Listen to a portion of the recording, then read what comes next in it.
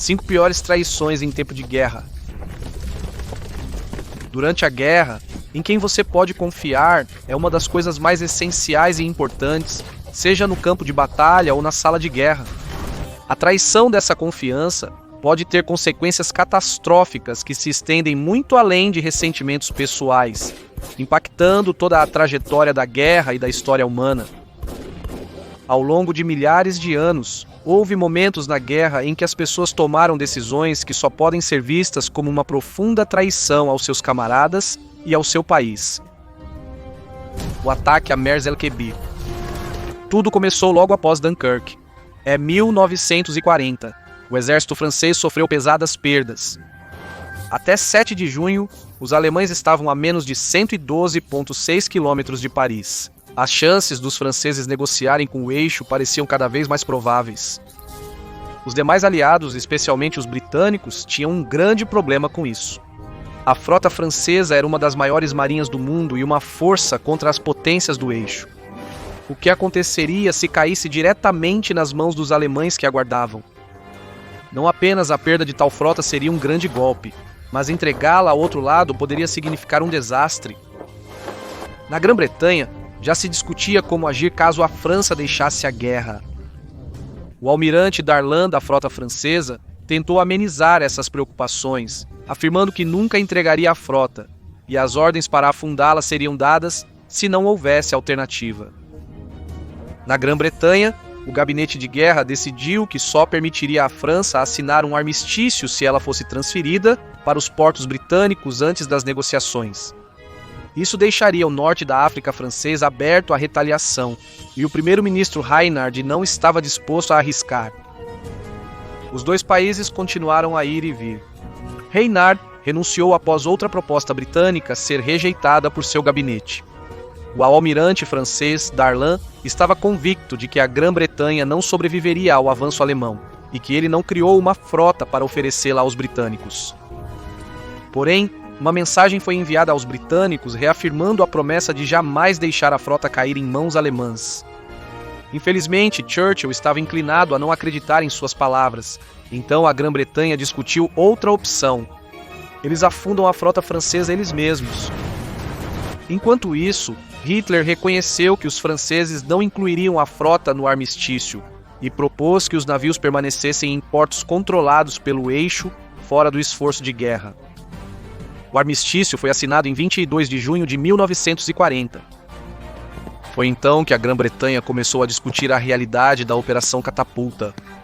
O vice-almirante Sir James Somerville foi nomeado para navegar até Mers el-Kebir, onde parte da frota francesa estava mantida, com 4 opções para o almirante. 1. Trazer os navios de volta aos portos britânicos e continuar a luta. 2. Retornar os navios aos portos britânicos e permitir a repatriação deles. 3. Navegar até os portos franceses nas Índias Ocidentais e desmilitarizar os navios. 4. Afundá-los. O almirante recusou.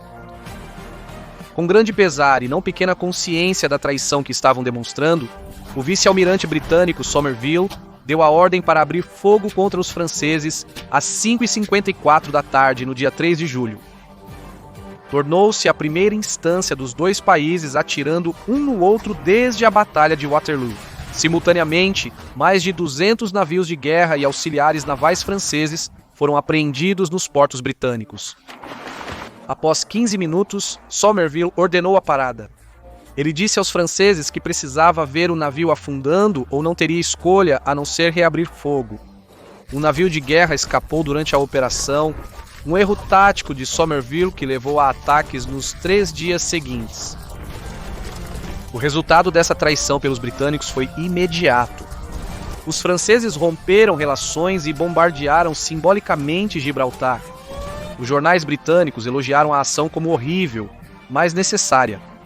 Churchill fez um discurso empolgante, mas não totalmente verdadeiro, para a Câmara dos Comuns, alegando que os britânicos haviam tomado a maior parte da frota francesa e que um cruzador de batalha pretendia se render aos alemães.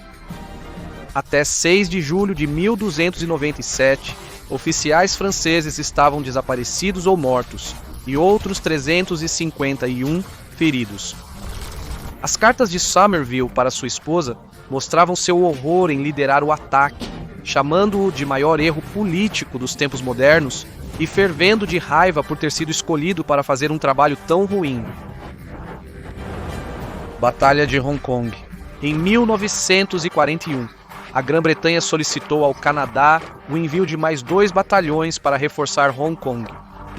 É provável que naquela época, o Major-General Grisset, que sugeriu a mudança, não tivesse o conhecimento daqueles acima dele de que, apesar da ocupação aliada, era inevitável que o Extremo Oriente logo entraria na Segunda Guerra Mundial.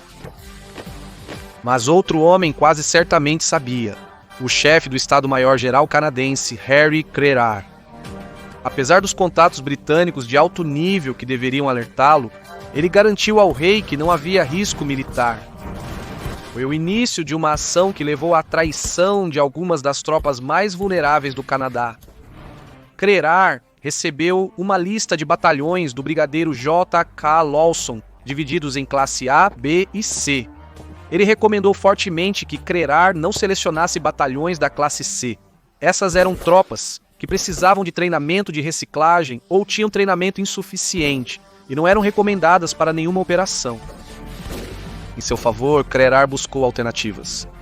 90% dos recursos da classe A foram transferidos para o exterior. Na classe B, 4 pertenciam a uma nova divisão e 3 já atuavam na defesa costeira. Aparentemente, Crerar teve pouca escolha no assunto. Os grupos de voluntários, granadeiros de Winnipeg e rifles reais canadenses, foram selecionados da classe C para formar a nova Força C. Crerar afirmou que escolheu ter uma divisão de cada lado do Canadá geograficamente, pois estavam em missões semelhantes recentemente e deveriam estar acostumados às condições. A realidade era que os recrutas não tinham treinamento adequado, experiência ou equipamento necessário. Segundo um atirador real, éramos apenas crianças. Contudo, os japoneses se aproximavam. O amanhecer de 7 de dezembro chegou e os 6 batalhões na guarnição de Hong Kong assumiram suas posições de batalha após relatos de movimentos na fronteira. Mais tarde naquele dia, eles foram atacados. O brigadeiro Lawson, que tinha ido com os homens para Hong Kong, se reagrupou, mas segundo as tropas dos granadeiros de Winnipeg, era questão de tempo antes de serem dominados. Com tão pouca experiência, eles não tinham a menor chance. Nas semanas seguintes, as tropas foram derrotadas e desmanteladas pelos eficazes japoneses. O brigadeiro Lawson, o oficial canadense de mais alta patente a falecer na Segunda Guerra Mundial, morreu no ataque. Mesmo os feridos não foram poupados, pois os japoneses invadiram um hospital, baionetando os soldados onde eles estavam. Os granadeiros de Winnipeg e os rifles reais da Força do Mar nunca deveriam sequer ter estado lá. É consenso que eles não deveriam ter sido colocados naquela situação. Foi uma traição aos homens que confiavam que seu país cuidaria deles da melhor maneira possível. Ao invés disso, foram selecionados para enfrentar perigos sem as ferramentas e recursos necessários para sobreviver. No final, 290 canadenses morreram e outros 493 ficaram feridos. Benedict Arnold. Benedict Arnold é um nome que se tornou sinônimo de traidor nos Estados Unidos. Em uma das traições mais dramáticas da história, o oficial revolucionário de alta patente Benedict Arnold traiu seus compatriotas americanos, entregando informações vitais aos britânicos. Benedict Arnold, um homem extremamente inteligente e estratégico, rapidamente se destacou, fornecendo suprimentos e munições e como um líder proeminente em New Haven durante a Guerra Revolucionária. Ele subiu na hierarquia e se tornou um confidente próximo de Philip Schuyler e George Washington. Pouco tempo depois, Arnold, juntamente com Ethan Allen, tomou o Forte Ticonderoga no Lago Champlain dos britânicos.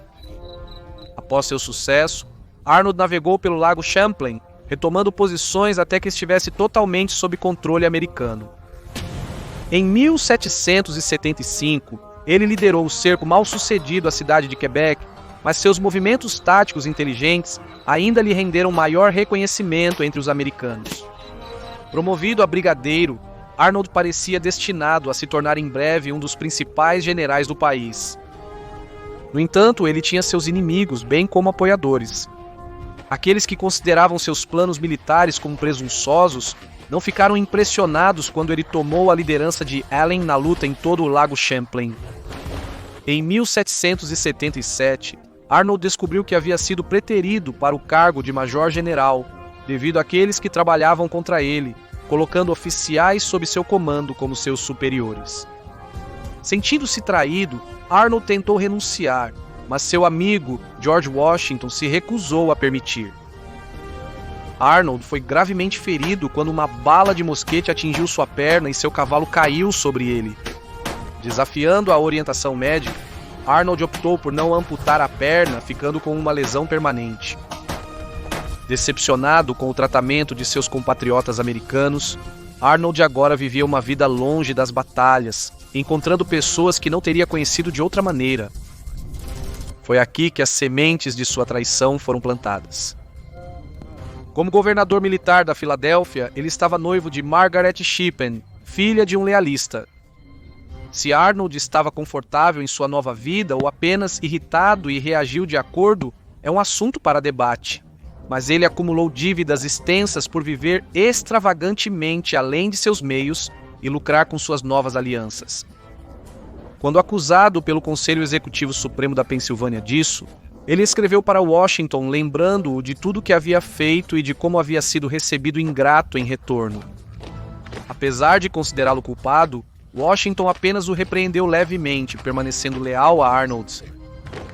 Washington mal sabia que Benedict Arnold havia feito novos amigos. Iniciando correspondência com o major-general John Andre do exército britânico, Arnold se colocou em um curso irreversível de infâmia, uma perspectiva convidativa, ele acreditava, considerando como seus próprios compatriotas o trataram. Assim, quando Washington lhe ofereceu o comando do Departamento Norte do Exército, Arnold recusou, alegando suas lesões, e pediu o controle de West Point. Em junho de 1780, Arnold enviou planos do posto do exército para os britânicos e começou a enfraquecer suas defesas, impedindo reparos e enviando tropas para garantir que estava mal guardado. Arnold instigou os britânicos a virem capturar Washington durante uma visita secreta planejada. Mas em 21 de setembro de 1780, Andre foi pego carregando papéis que revelavam seus planos. Washington estava devastado, pois confiava em seu amigo e mal podia acreditar em sua traição. Arnold escapou, tornando-se traidor e general de brigada no exército britânico, posteriormente causando estragos na Virgínia, estado natal de Washington. A traição de Benedict Arnold entrou para a história como um dos momentos mais significativos de traição demonstrados por um oficial. Mas os historiadores agora perguntam: a América traiu ele primeiro? Quisling. Assim como Benedict Arnold é sinônimo de traidor nos Estados Unidos, há um homem da Noruega que ganhou a mesma duvidosa honra, Vidkun Quisling. Vidkun Quisling era um político norueguês com fortes inclinações pró-nazistas, que criou seu próprio partido, National Samling, como uma cópia quase direta do de Hitler. Em contraste com a aceitação geral da Noruega a todos, Quisling era fortemente antissemita, acreditando que certas raças eram inferiores àquelas de descendência nórdica. No geral, ele era um político muito impopular, o que torna sua ascensão ao poder ainda mais surpreendente. Enquanto Hitler fazia suas jogadas na Alemanha nos anos 1930, Quisling, então ministro da Defesa, observava com atenção e admiração. Sabemos que durante esse período ele estava em contato com Hitler, ou pelo menos com seus superiores, e em dezembro de 1939, Quisling e Hitler se encontraram pessoalmente pela primeira vez. Quisling aproveitou a oportunidade para compartilhar seu objetivo final: unificar os países germânicos superiores.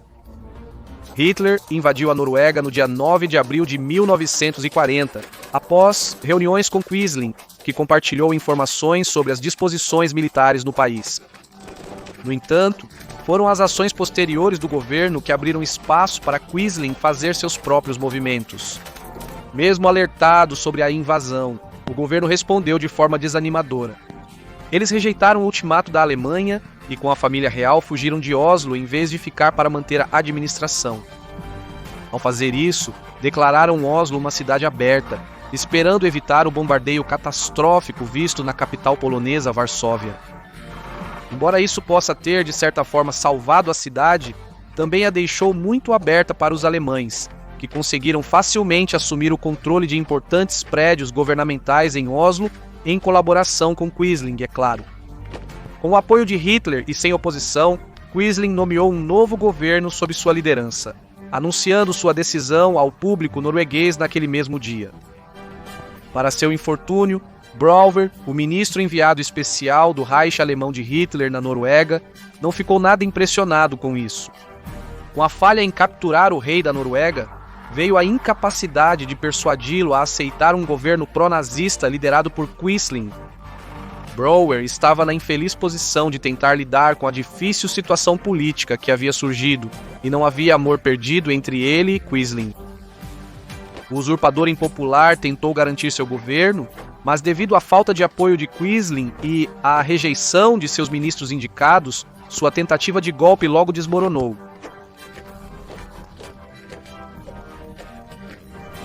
Hitler reconheceu que era importante manter Quisling ao seu lado, mas também percebeu que era hora de intervir e resolver a situação da Noruega por si mesmo.